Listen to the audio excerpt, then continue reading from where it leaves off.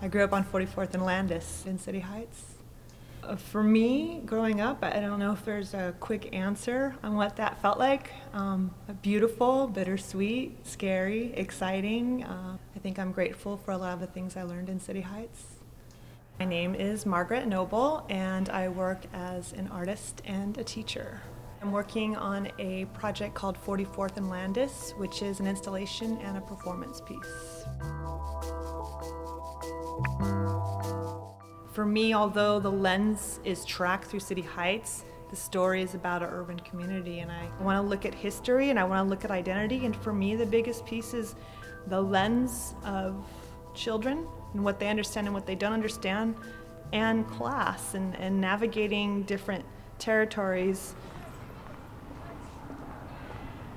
I wanted to come back and look and see what was here, and so I would just do drive-bys through the neighborhood and just see what was going on and see if what I thought I remembered was still there. And then eventually I finally ended up walking around the neighborhood and recording the neighborhood and taking pictures of the neighborhood.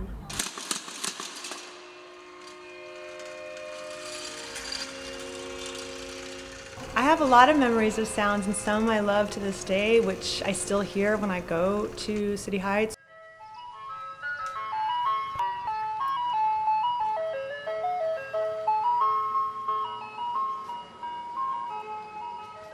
Ice cream trucks, for me, always will symbolize City Heights, and what I love is now going back to City Heights, now they have the ice cream folks walking with the little stands and bells, and that was new. It was just the trucks before.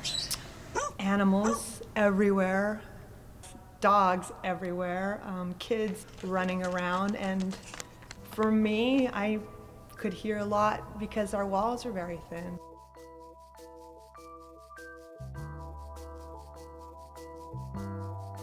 So I've had an obsession with Victorian imagery.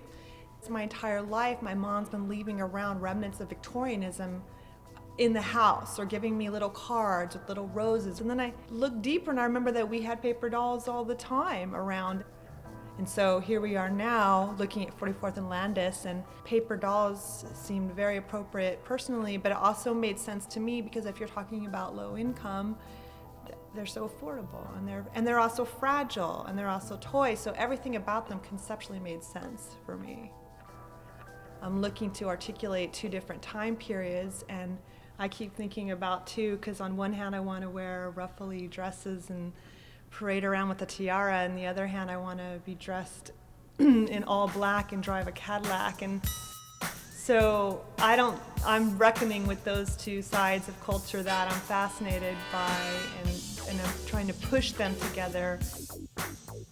Well, for me, there's iconic images that are very particularly 1980s and City Heights, and that might be a lowrider, or that might be candy like Laffy Taffy or Bubba Yubba Yum, or maybe it was Slip and Slide or Mrs. Pac-Man or Centipedes, anything that was just screamed running around the neighborhood as a little kid and having fun. Now when I look back, I feel really proud that I got to grow up there, because I think San Diego's a pretty segregated city, and I think it's a little disappointing actually, and City Heights is one of those places that's not segregated.